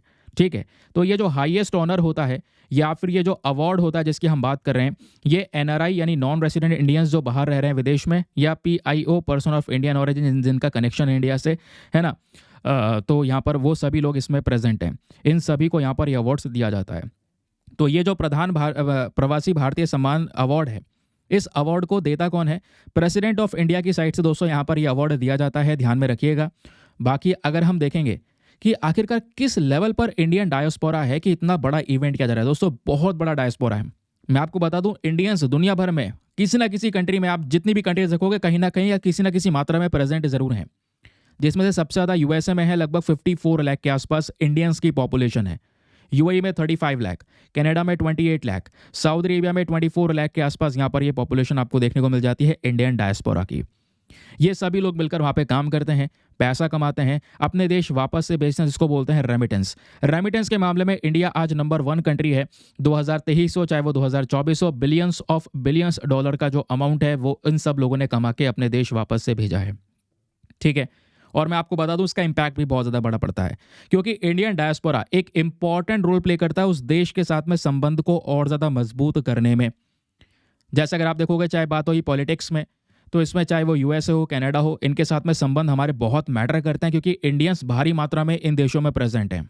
और आपको याद होगा 2019 का इवेंट, 2019 में ये यूएसए के इलेक्शन से पहले हाउडी मोदी करके यहाँ पर एक इवेंट रखा गया था टेक्सास में, जहाँ पे कह सकते हैं यूएस प्रेसिडेंट डोनाल्ड ट्रंप ने एक one of the largest gathering जो थी भारतीयों की जो यहाँ पर यूएसए में प्रेजेंट है उनकी यहाँ पर पूरा इवेंट रखा, जहाँ पे पीएम मोदी गए। एक अपने आप में वन ऑफ द कह सकते हैं ग्रेटेस्ट इवेंट के तौर पे इसको रखा गया है। तो इन सब एस्पेक्ट में इंडियंस का, जो ओवरसीज यहाँ पर इंडियंस हैं, उनका एक बड़ा रोल देखने को मिल जाता है। तो चाहे वो एनआरआई हो चाहे वो आपके ओसीआई हो, एनआरआई बेसिकली यहाँ पर इंडियन सिटीजन जो बाहर विदेशों में रह रहे हैं उनको एनआरआई बोलते हैं। ओसीआई जो ओवरसीज सिटीजन ऑफ इंडिया होते हैं, ठीक है, फॉरेन नेशनल्स होते हैं लेकिन वो इंडियन ओरिजिन के होते हैं। ठीक है, इनको रजिस्टर किया जाता है सिटीजनशिप एक्ट 1955 के सेक्शन ए के अंडर में। ठीक है, बाकी यहाँ पे अगर आप देखोगे इनका जो एलिजिबिलिटी क्राइटेरिया होता है वो यहाँ पर कुछ नीचे मेंशन करा गया है ना। पाकिस्तान और बांग्लादेश को छोड़कर बाकी सारे लोग हैं, है ना, वो यहाँ पर कह सकते हैं एलिजिबल हैं भारत के नागरिक बनने के लिए 26 जनवरी 1950 को। ठीक है, या फिर उसके बाद यहाँ पर कह सकते हैं इंडियन सिटीजन बने हैं, ऐसा कुछ यहाँ पर एलिजिबल हैं। इसके लिए यहाँ पर कह सकते हैं क्राइटेरिया को अगर उन्होंने पूरी तरह से फुलफिल किया है तो उनको ये ओसीआई कार्ड दिया जाता है। ओसीआई कार्ड होल्डर्स होते हैं वो, है ना। बाकी यहाँ पर पीआईओ जो पर्सन ऑफ इंडियन ओरिजिन है, ये वाली कैटेगरी को हमने 2015 में अबॉलिश करके ओसीआई के साथ में ही मिला दिया था। बाकी अगर आप मिनिस्ट्री ऑफ एक्सटर्नल अफेयर के अकॉर्डिंग बात करेंगे तो आज चाहे वो एनआरआई हो चाहे वो पीआई हो, यानी कि नॉन रेसिडेंट इंडियन या पर्सन ऑफ इंडियन ओरिजिन, जो भारत के ही लोग हैं जो विदेश में रह रहे हैं, इनकी संख्या लगभग 3.5 करोड़ के आसपास है। 3.5 करोड़ लोग दोस्तों दुनिया में फैले हुए हैं। ये मिनिस्ट्री ऑफ एक्सटर्नल अफेयर का डेटा है, तो इम्पॉर्टेंट है। ठीक है, अब इतना तो यहाँ पे आपको प्रवासी भारतीय दिवस के बारे में क्लियर हो गया।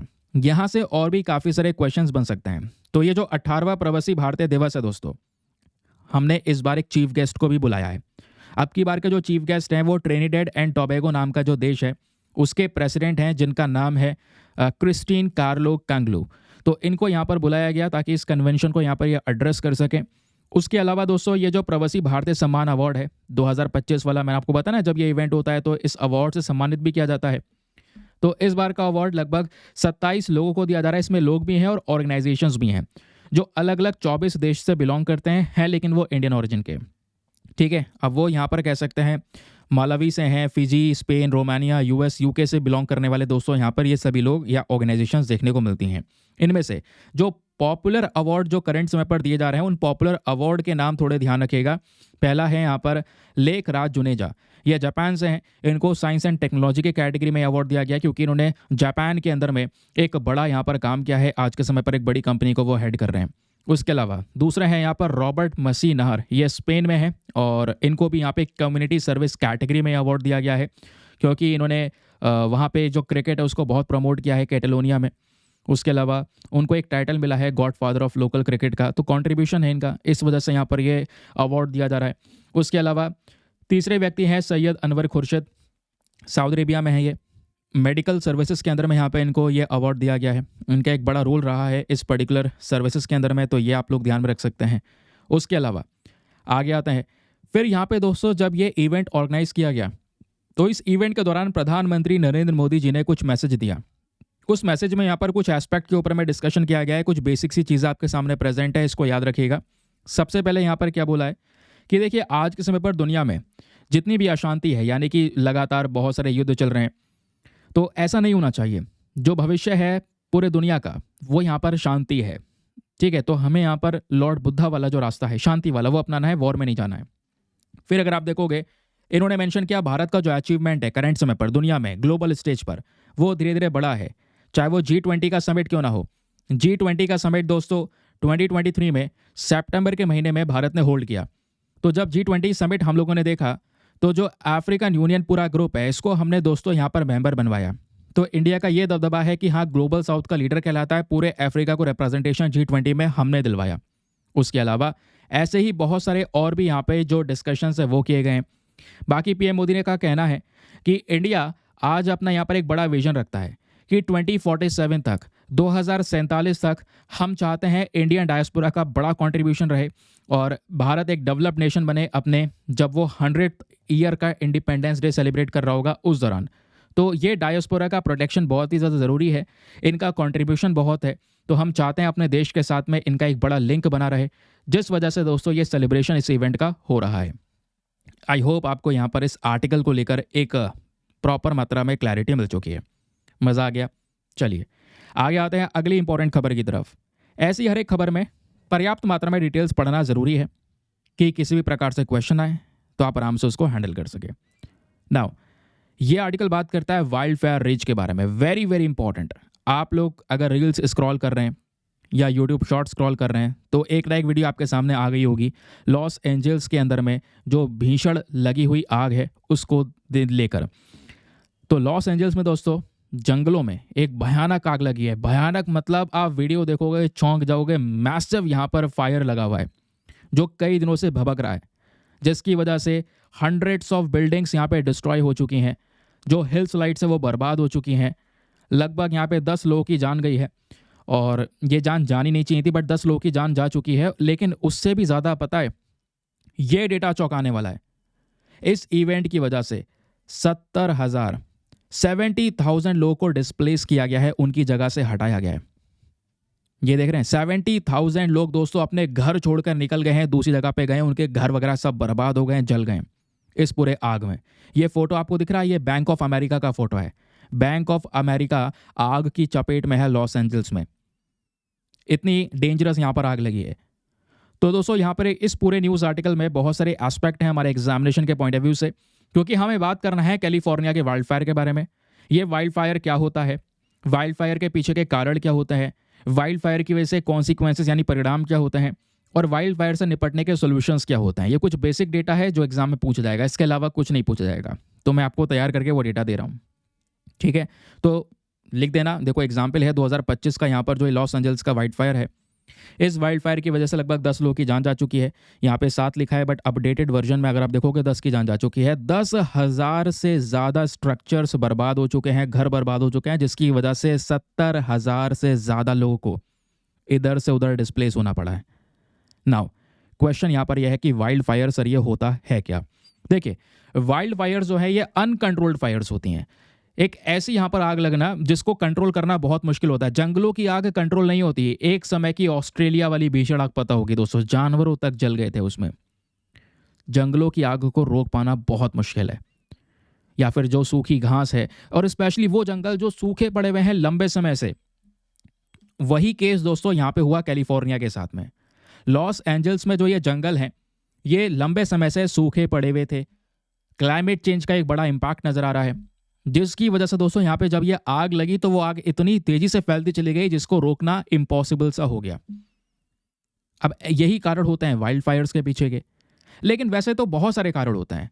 आज अगर आप देखोगे दोस्तों तो सबसे पहला यहाँ पर आता है आपका ड्राई क्लाइमेट। ड्राई क्लाइमेट क्या है? लंबे समय से कैलिफोर्निया में सूखा पड़ा हुआ है, ड्राफ्ट आपको देखने को मिलेगा। तो इसकी वजह से एरिड कंडीशंस रहीं, और एरिड कंडीशन यानी जब जंगल सूखे हो जाएंगे, जो उसमें फूल पत्ती पड़ी है, झाड़ है, बहुत ज़्यादा सूख गई है, हल्की सी चिंगारी भी दोस्तों एक भयानक आग पकड़ती है, तो वो हाईली फ्लेमेबल हो जाता है। एक रीज़न आपका यह है। दूसरा दूसरा है सेंटा एना विंड्स, बहुत ज़्यादा गर्म हवाएं।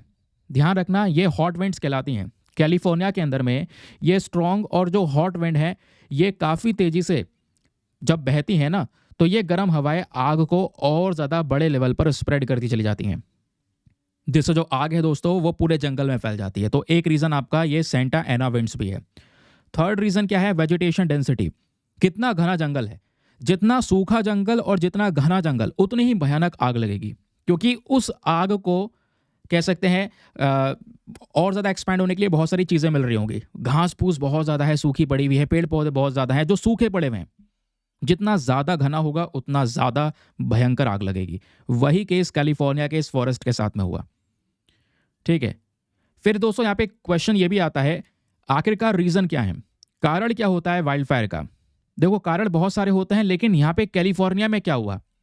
कैलिफोर्निया में एक तो दोस्तों यहाँ पे हुआ, पावर लाइंस यहाँ पे फैली हुई हैं, है ना। अब आपने क्या है, जंगल सूखे पड़े हैं आपके, ऊपर से पावर लाइंस आपने निकाल रखी हैं, और पावर लाइन में कोई चिंगारी निकलेगी, क्योंकि मैंने आपको बताया ना, छोटी सी चिंगारी भी वहां के लिए एक बहुत बड़ी आपदा साबित हो सकती है। तो पावर लाइन से स्पार्क हुआ, और वो स्पार्क दोस्तों यहाँ पे जंगलों तक पहुंचा, झाड़ तक पहुंचा, जिसकी वजह से ये जंगल में आग लगी। दूसरा रीजन आप देखोगे वो है अर्बन एक्सपेंशन। शहरीकरण कितना ज़्यादा बढ़ चुका है, लोग जंगलों तक जा चुके हैं। अब यहाँ पे वहाँ पे भी अगर घर बनेंगे तो ह्यूमन एक्टिविटीज़ होती हैं बहुत सारी। एक इंसान सिगरेट पी रहा है, सिगरेट पीने के बाद में उसने ऐसे ही यहाँ पर फेंक दी। फेंकने के बाद दोस्तों वो जो आग पकड़ी है उसने सिगरेट ने उस झाड़ में, और वो जो झाड़ है वो किस तरीके से फैलती हुई चली गई आग को लेकर, आप इमेजिन करो। ये भी एक रीज़न हो सकता है। ऐसे भी केसेस हमारे सामने हैं। फिर ये बड़ी प्रॉब्लम क्रिएट करेगा। देन क्वेश्चन आता है यहाँ पर जनरल कॉजेस का। देखो, और ना बहुत सारे भी नॉर्मल कारण आपको देखने को मिल जाते हैं इस प्रकार से वाइल्ड फायर के। जैसे एक आता है आपका लाइटनिंग स्ट्राइक, बिजली कड़कना या कड़क कर बिजली का गिर जाना। जंगल सूखे हैं, जो पत्ते झाड़ है वो सूखा पड़ा हुआ है, बिजली गिरी, आग लगी, वो आग फैलती चली गई। दूसरा, क्लाइमेट चेंज। दुनिया भर का टेम्परेचर आज इतना ज़्यादा बढ़ चुका है, सूखा पड़ रहा है, जो जितना ज़्यादा सूखा रहेगा उतना ज़्यादा आग लगने के चांसेस यहाँ पर बढ़ जाएंगे। समझ रहे हैं? फिर आता है यहाँ पर एग्रीकल्चरल बर्न। कई बार क्या होता है, जो आप एग्रीकल्चर सेक्टर में, है ना, पराली वगैरह भी जलाते हैं, फील्ड्स को क्लियर कर रहे होते हैं, तो उसके लिए भी आप क्या करते हैं, उस फील्ड को सोचते हैं सबसे अच्छा इफेक्टिव तरीका यह है कि जलाकर उसको साफ कर दिया जाए। इससे कई बार दोस्तों वो जो आग है ना वो अनकंट्रोल हो जाती है, और उससे वाइल्ड फायर हो जाती है, जंगलों में आग लग जाती हैं। तो जंगलों में आग लगने के पीछे के ये बहुत सारे रीजंस हैं, लेकिन इसके ढेर सारे कॉन्सिक्वेंसेस भी, यानी इसके परिणाम हमारे सामने डेंजरस हैं। परिणाम क्या है? लोगों की जान जाना। कैलिफोर्निया का केस देखा, 10 लोगों की जान गई, 70,000 लोगों को अपना घर छोड़ के निकलना पड़ा, तो फाइनेंशियल लॉस भी हुआ। दूसरा यहाँ पे जो परिणाम है वो है एनवायरमेंटल इम्पैक्ट। इतने सारे पेड़ पौधे घास फूस सब बर्बाद हो गई, बायोडाइवर्सिटी बर्बाद हो गई, मिट्टी में नमी थी वो खत्म हो गई, मिट्टी का उपजाऊपना खत्म हो गया। फिर है एयर क्वालिटी डिटेरियोरेशन। भाई, जो जंगलों में आग लगी है उसकी वजह से कितना सारा प्रदूषण हुआ है। जो हवा में यहाँ पर धुआं उठा है उसमें छोटे छोटे पर्टिकुलेट मैटर हैं, वाइल्ड फायर पॉल्यूशन है। ये जो पॉल्यूशन है उड़कर शहरों तक जाएगा, जिससे यहाँ पे लोगों में रेस्पिरेटरी और कार्डियोवैस्कुलर डिजीज बननी शुरू हो जाएंगी, हार्ट से रिलेटेड बीमारियां शुरू हो जाएंगी। फिर एक और आपको परिणाम देखने को मिलेगा, वो है ऐश एंड डेब्रिस का। क्योंकि जब इतने सारे जंगल जले हैं तो बहुत सारी राख जनरेट होगी, राख उड़ेगी, पानी में जाएगी, जिससे ड्रिंकिंग वाटर दोस्तों इम्पैक्ट होगा। एक्वेटिक लाइफ यहाँ पर डैमेज होगी। उस राख के अंदर बहुत सारे टॉक्सिन्स हैं, बहुत सारे जहरीले यहाँ पर जो केमिकल्स हैं वो प्रेजेंट हैं। Insurance challenge very important. जो ये जंगलों में आग लगी है इसकी वजह से लोगों के घर जल गए, प्रॉपर्टीज जल गई, जैसे अभी बोला 10,000 स्ट्रक्चर्स बर्बाद हो गए। तो उन स्ट्रक्चर्स में कितने स्ट्रक्चर्स का तो इंश्योरेंस हुआ होगा, तो क्या होगा, अब वो यहाँ पर इंश्योरेंस क्लेम करने जाएंगे, इंश्योरेंस कंपनियों की धज्जियां उड़ जाएंगी वो चुकाते चुकाते। तो ये भी एक बहुत बड़ा चैलेंज है। नाउ क्वेश्चन यहाँ पर यह है कि सर इसका सोल्यूशन हो क्या सकता है फिर। तो सोल्यूशन यहाँ पे इसके बहुत सारे हैं। सबसे पहला जो उपाय है वो है इम्प्रूव्ड दी फायर मैनेजमेंट। आपको एडवांस फायर फाइटिंग टूल्स का यूज करना होगा। आप ड्रोन का इस्तेमाल कर सकते हैं, आग को बुझाने के लिए जो केमिकल्स आते हैं उसका यूज हो सकता है। और सबसे अच्छा तरीका तो यह है कि सबसे पहले से ही ध्यान रखिए, सैटेलाइट मॉनिटरिंग कीजिए। सैटेलाइट मॉनिटरिंग करना ज़रूरी है ताकि आप सैटेलाइट से देख सकें और पहले ही पता चल जाए कि हाँ इस छोटे से एरिया में आग लग रही है। क्योंकि छोटे से एरिया में आग है उसको बुझाना काफ़ी आसान है, लेकिन अगर वो फैल जाती है तो ऑब्वियस सी बात है वो अनकंट्रोल हो जाएगा। दूसरा सबसे अच्छा उपाय हो सकता है वो है फायर ब्रेक्स। जंगल में हमेशा हमें बीच बीच में फायर ब्रेक्स बनाने होंगे। फॉर एग्जाम्पल ये फोटो आपके सामने है, ये वैसे तो पूरा एक जंगल है लेकिन बीच में से ये रास्ता बिल्कुल काट के साफ कर दिया है थोड़ा सा। अब ये इसके पीछे का रीज़न है। रीज़न क्या है कि मान लो यहाँ पे आग लगती है तो आग लगते लगते आके यहाँ पे ही थम जाएगी, यहाँ पे ख़त्म हो जाएगी। ये आग इस एरिया में नहीं पहुँचेगी। अगर ये पूरा एक जंगल होता तो ये आग यहाँ इस कोने में लगती और इस कोने तक जाती, जिसको कंट्रोल करना बहुत मुश्किल था। अभी क्या होगा, बीच में एक स्पेस क्रिएट कर दिया गया है, इसको बिल्कुल खाली कर दिया गया है ताकि ये आग इस वाले हिस्से से इस वाले हिस्से तक ना फैले और इस स्पेस का यूज़ करके इस पोर्शन के आग को बुझाया जा सके। समझ रहे हैं? तो ये एक तरीका हो सकता है फायर ब्रेक्स का। फिर आपका आता है एक और ऑप्शन, क्लाइमेट अडेप्टेशन। भाई सबसे बड़ी चीज़ क्लाइमेट चेंज एक बड़ा रीज़न बताया जा रहा है, गर्मी बढ़ने का, जिससे यहाँ पर जंगल सूखेंगे और ये आग वाले इंसिडेंट आएंगे। तो इससे अच्छा क्या है, हमें कार्बन एमिशंस को रिड्यूस करना होगा, क्लाइमेट चेंज से लड़ना होगा, रिन्यूएबल एनर्जी को ज़्यादा प्रमोट करना होगा। ये एक अल्टीमेट सोल्यूशन हो सकता है। लास्ट में हमें फायर प्रिवेंशन को लेकर लोगों में अवेयरनेस फैलानी होगी, जागरूकता फैलानी होगी कि हाँ भाई इस तरीके से आग को बुझाया जा सकता है, रोका जा सकता है। समझ गए? इसके लिए नए नियम्स को लेकर आओ और ह्यूमन एक्टिविटीज़ जो है जंगलों के अंदर स्पेशली उसको रोकना बहुत ही ज़्यादा ज़रूरी है। ठीक, चलिए अगली इंपॉर्टेंट खबर पर आते हैं। ये खबर भी बहुत ही ज़्यादा काम की एग्जामिनेशन के पॉइंट ऑफ व्यू से। आप देख पाएंगे आर्टिकल में बात हो रही है, 6th generation arrow engine can be developed by India tying up with the foreign firm. ये डीआरडीओ के चीफ का कहना है। और मैं आपको बता दूं यहीं पर ना बहुत सारी जो खामियां हैं वो हमारे डिफेंस सेक्टर में नज़र आती हैं। अभी हमने रिसेंट एक आर्टिकल पढ़ा, चाइना दुनिया का सबसे बड़ा डैम बना रहा है ब्रह्मपुत्र नदी के ऊपर में, जस्ट ऊपर है। फिर उसके बाद एक और खबर आती है, चाइना ने यहाँ पर एक बड़ा शिप तैयार कर लिया है। फिर एक और खबर आती है, चाइना ने यहाँ पर 6th जनरेशन वाला जो यहाँ पर अपना एयरक्राफ्ट है उसको टेस्ट कर लिया है।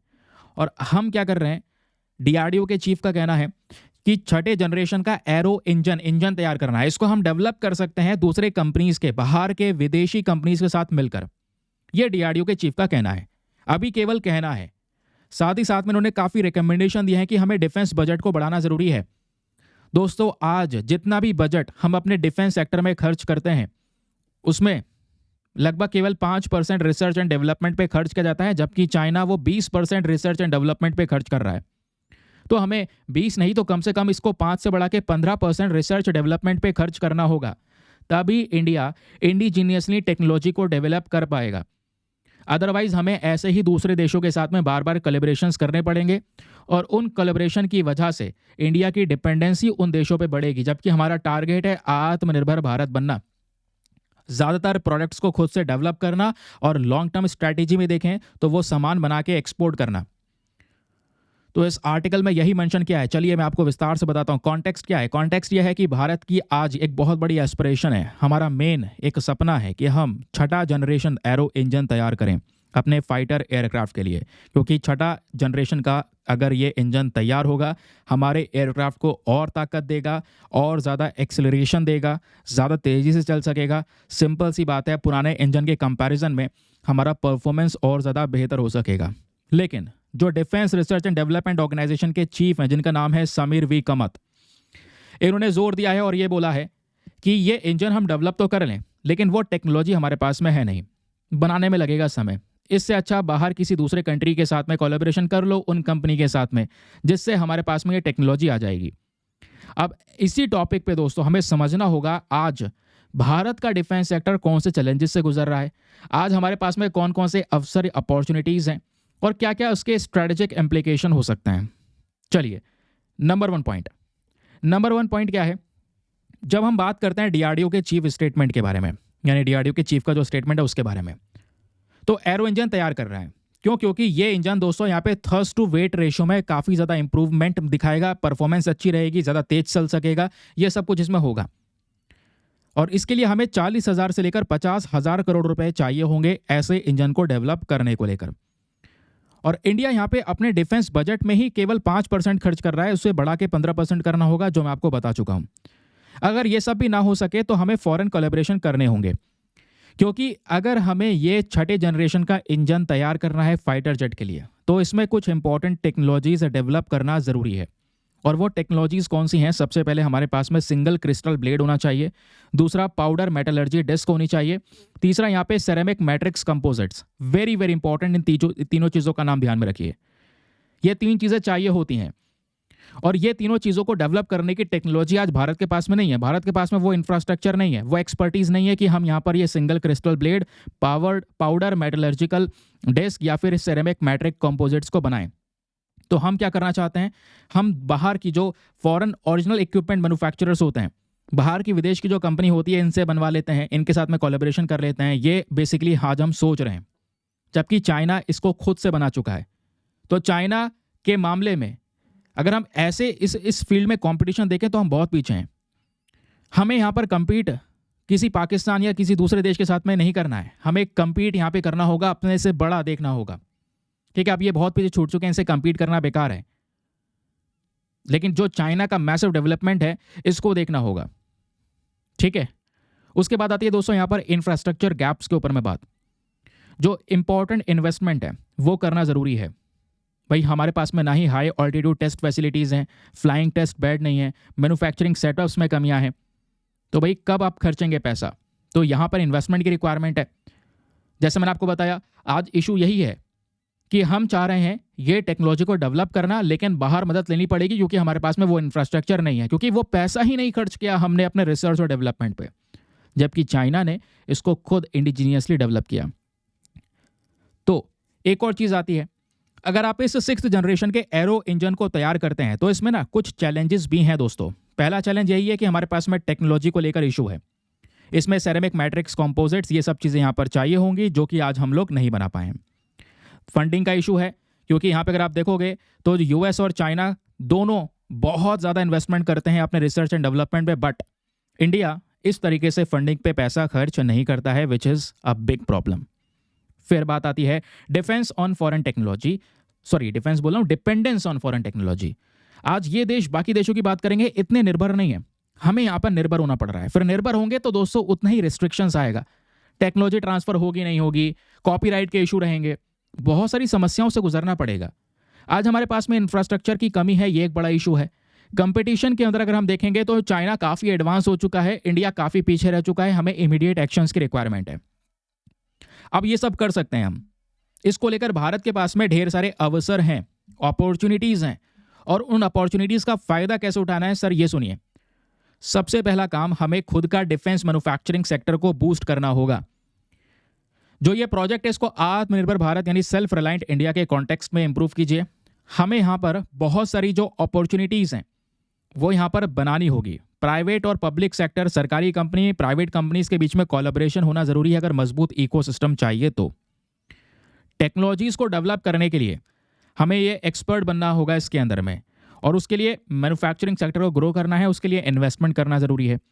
कोलैबोरेशन करना चाहते हो तो ठीक है, तो फ्रांस का सैफरन हो गया, यूके का रोल्स रॉयस हो गया, यूएस का जीई एविएशन हो गया, ये भारत की थोड़ी मदद कर सकता है।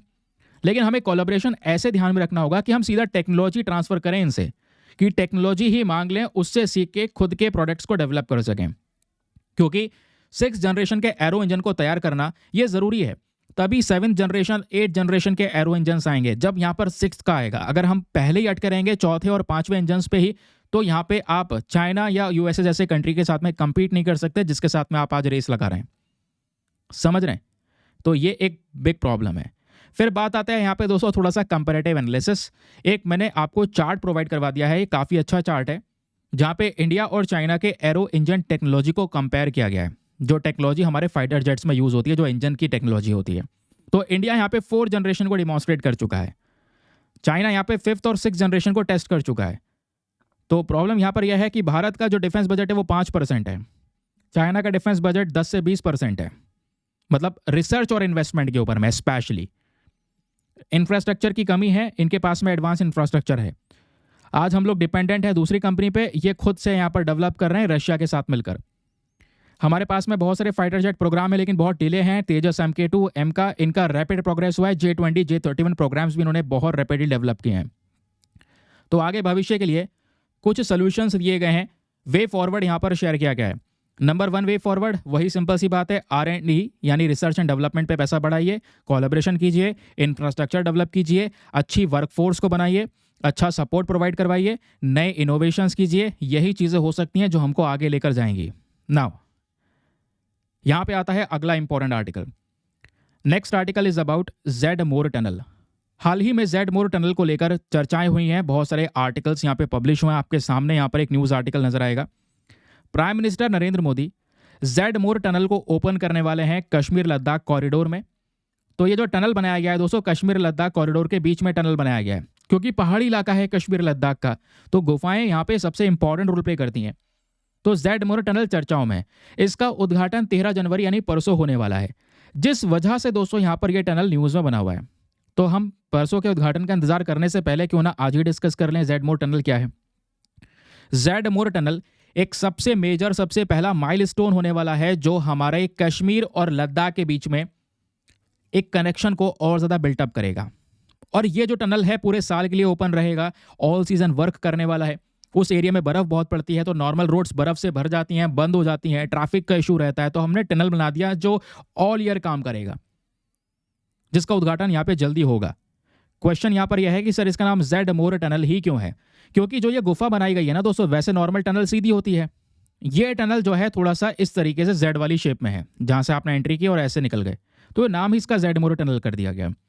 इसमें 2 लेन की रोड्स बनाई गई है, फोटो आपके सामने ये प्रेजेंट है। और ये जो रोड है, टनल है, ये 2 पर्टिकुलर एरिया को जोड़ेगा। वो है आपका गगनगिर और दूसरा है सोनमार्ग। तो सोनमार्ग तक जाने के लिए दोस्तों इस टनल की बहुत हेल्प हो जाएगी। अभी क्या होता है, सोनमार्ग जाने के लिए जो दूसरा रास्ता है उस पर बर्फ गिर जाती है, तो वो रास्ते बंद हो जाते हैं। अब ये टनल जो है एक बड़ा रोल प्ले करेगा। जो श्रीनगर लेह हाईवे पे है, ये पूरा का पूरा जो तैयार किया गया है जेड शेप में है, इस वजह से जेड मोर टनल है।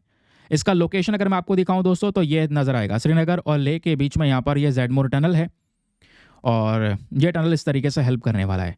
क्वेश्चन यहाँ पर यह है, इस टनल की ज़रूरत क्या थी? ज़रूरत यहाँ पर यह है क्योंकि ये टनल जो बनाया गया है, ये 8,500 फीट की ऊंचाई पे बनाया गया है, जहाँ पे बर्फ़ गिरती रहती है, जिसकी वजह से रोड्स बंद हो जाती हैं, सोनमार्ग तक जाना मुश्किल हो जाता है।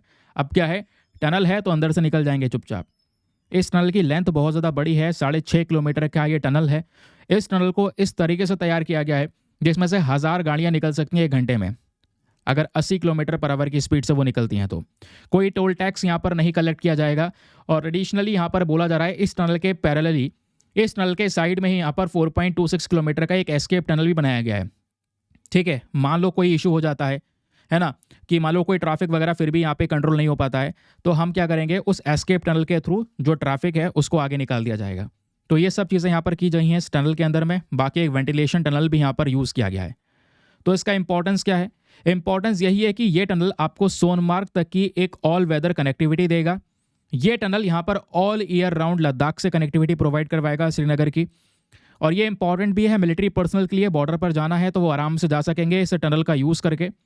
उसके अलावा दोस्तों, ये जेड मोर टनल के अलावा अगर आप देखोगे तो 14 किलोमीटर की जोजिला टनल भी काफ़ी चर्चाओं में रहती है। तो जोजिला टनल जो है इसी टनल के ईस्टर्न साइड में है।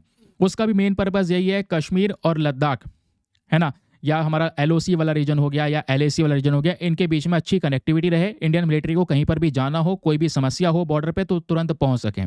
उनके लिए ये टनल्स सबसे रेलिवेंट रोल प्ले करेंगी। ठीक है, चलिए अगली इंपॉर्टेंट खबर पर आते हैं। यहाँ पे ये एक न्यूज़ है जो हम लोग पिछले 2 दिनों से स्किप कर रहे थे, आज फटाफट कवर कर लेते हैं। बात हो रही है भारत पोल पोर्टल के बारे में। तो हुआ क्या है, 7 जनवरी को जो हमारे होम मिनिस्टर हैं अमित शाह जी, इन्होंने भारत पोल पोर्टल का उद्घाटन किया है। इस पोर्टल को डेवलप किया है central bureau of investigation CBI ने, और सीबीआई की साइट से ही यहाँ पर दोस्तों इसका इनॉग्रेशन किया गया। इस पोर्टल का मेन पर्पस क्या है? भारत पोल पोर्टल का मेन पर्पस है दुनिया की पुलिस के साथ में कनेक्शंस को इम्प्रूव करना। और जो इंटरपोल नाम की बॉडी है, आपको पता है ना इंटरपोल क्या है? International police. इंटरपोल में इस तरीके के अलग अलग कलर्स के नोटिस हो जाते हैं कि भाई मान लो इंडिया से कोई यहाँ पर कैदी भागा है ना, तो दूसरे कंट्री में छिपा हुआ है या कोई और क्राइम करके छिपा हुआ है, तो उसको निकालना हमारा मेन पर्पस यही है। तो उसके लिए इंटरपोल नोटिस जारी किए जाते हैं, रेड नोटिस, ब्लू नोटिस, समझाऊंगा। तो हमने इन्हीं सब चीज़ों को देखते हुए एक बड़ा प्लेटफॉर्म बनाया, भारत पोल पोर्टल। ये जो पोर्टल है एक बड़ा हब है जहाँ पे क्या करने वाले हैं हम, अगर एक देश से दूसरे देश में क्राइम्स हो रहे हैं तो उन क्राइम्स को हैंडल किया जाएगा। उसका डेटा यहाँ पर इस पोर्टल पर अवेलेबल होगा, समझ रहे हैं? जैसे इन्वेस्टिगेशन करने में बहुत ज़्यादा हेल्प होने वाली है। उसके अलावा जैसे मैंने आपको बताया कि इंटरपोल के साथ में मिलकर ये काम किया जा रहा है, तो ये भारत पोल एग्जैक्टली क्या है ज़रा सुनिएगा। ये इंटरपोल क्या है? इंटरपोल है इंटरनेशनल क्रिमिनल पुलिस ऑर्गेनाइजेशन, जहाँ पे इंटरनेशनल लेवल की दुनिया भर की जो पुलिस है वापस में कनेक्टेड है 196 कंट्रीज़ की। और इस इंटरपोल नाम की बॉडी को 1923 में शुरू किया गया था। इसका हेडक्वार्टर फ्रांस के अंदर लियोन में है। इसका मेन पर्पज़ है कि भाई एक दूसरे के देश के कैदी अगर दूसरे देश में प्रेजेंट हैं तो उनको लेकर इन्फॉर्मेशन शेयर करना। उसके लिए यहाँ पर ये इंटरपोल की साइट से नोटिस जारी किए जाते हैं। नोटिस में जैसे रेड नोटिस वांटेड पर्सन के लिए होता है, येलो नोटिस कोई मिस हो गया है तो मिसिंग पर्सन के लिए है, ब्लू नोटिस कोई एडिशनल इन्फॉर्मेशन के लिए दिया जाता है, ग्रीन नोटिस वार्निंग के लिए होता है, ऑरेंज नोटिस थ्रेट के लिए है, पर्पल नोटिस मोडस ऑपरेंडी के लिए है। उसके अलावा सिल्वर नोटिस यहाँ पर आइडेंटिफिकेशन के लिए है, ब्लैक नोटिस अनआइडेंटिफाइड बॉडीज़ के लिए है, फिर इनका यहाँ पर एक इंटरनेशनल स्पेशल नोटिस भी होता है। तो इस तरीके से इंटरपोल के वेरियस नोटिस होते हैं, ध्यान में रखिएगा। तो इस इंटरपोल के अंदर में दुनिया भर की देश की जो पुलिस है वो कनेक्टेड होती है। तो भारत की साइड से कौन सा जो डिपार्टमेंट है वो रिप्रेजेंट करता है इंटरपोल में भारत को, तो वो है CBI, central bureau of investigation. वो इंडिया को इंटरपोल में रिप्रेजेंट करता है। तो किसी को कोई कैदी का यहाँ पर डेटा चाहिए तो वो सीबीआई यहाँ पर प्रेजेंट करवाता है। इसी के तहत हमने भारत पोल पोर्टल तैयार किया है। ये एक ऐसा पोर्टल होने वाला है जहाँ पर जो सीबीआई है वो हमारी एनफोर्समेंट एजेंसीज जो होंगी भारत के अंदर में, है ना, उन सब के साथ में मिलकर काम करने वाली है। इसमें यहाँ पर रिक्वेस्ट को आराम से सिंप्लीफाई किया जाएगा। इंटरपोल मेंबर्स के साथ में हम असिस्टेंस यानी सपोर्ट मांग सकते हैं। उसके अलावा इन्फॉर्मेशन अवेलेबल होगी तो काम करने में ज़्यादा आसानी होगी। ये हमारा मेन पर्पज़ है। तो भारत पोल पोर्टल के कुछ इंपॉर्टेंट मॉड्यूल्स हैं। जैसे सबसे पहले अच्छे से जो रिक्वेस्ट वगैरह है वो ट्रांसमिट करनी है तो आराम से हो सकेगी इंटरपोल नोटिस के लिए। उसके अलावा इंटरपोल नोटिस जो है आराम से यहाँ पर स्ट्रीमलाइन किए जा सकेंगे, रियल टाइम इन्फॉर्मेशन हमको मिल पाएगी। तो ये हमारा मेन पर्पज़ है। तो एक अच्छा खासा स्टेप है जहाँ पर भारत का जो लॉ इन्फोर्समेंट कैपेबिलिटी है उसको इम्प्रूव करने की बात हो रही है। अगर एक देश से दूसरे देश में क्राइम्स हो रहे हैं उसको यहाँ पर टैकल करने की बात हो रही है। भारत से बहुत सारे लोग यहाँ पर सीधा क्राइम करके भाग जाते हैं दूसरे देशों में, जिनको कह सकते हैं कि फ्यूजिटिव यानी भगोड़ा बोला जाता है। तो उनको यहाँ पर वापस इंडिया लेना, तो ये उसमें भी भारत पोल पोर्टल एक बड़ा रेलिवेंट रोल प्ले करने वाला है। तो ये हैं दोस्तों आज के हमारे सभी आर्टिकल्स। आई होप आपको मज़ा आ गया होगा।